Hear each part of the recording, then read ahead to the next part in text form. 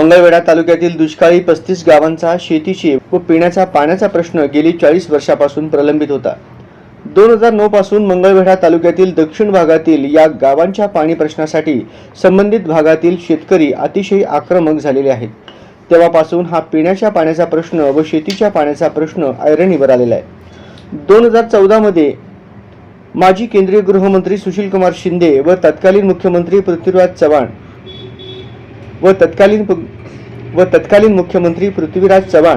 तत्कालीन आमदार कैलासवासी भारत भालके यांनी राज्यपालाकडून विशेष बाब म्हणून मंगळवेढा तालुक्यातील उपसा सिंचन योजनेसाठी तत्वतः मंजुरी घेतली। त्यानंतर दुर्दैवाने सदर योजनेचा पाठपुरावा विरोधी सरकारमुळे पूर्ण होऊ शकला नाही।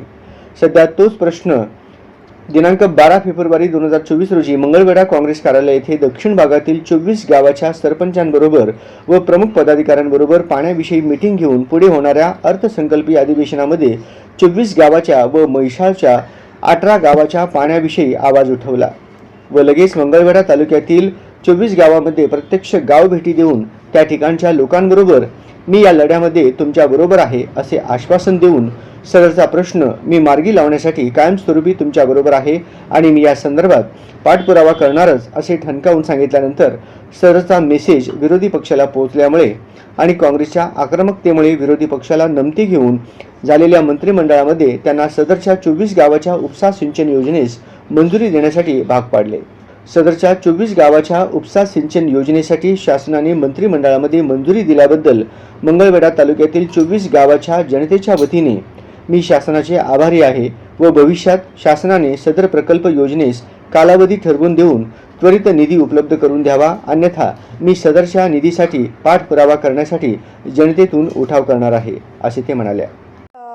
जो तालुका आहे तिकडे फक्त 24 असे गाव आहे जे पाण्यापासून वंचित आहेत।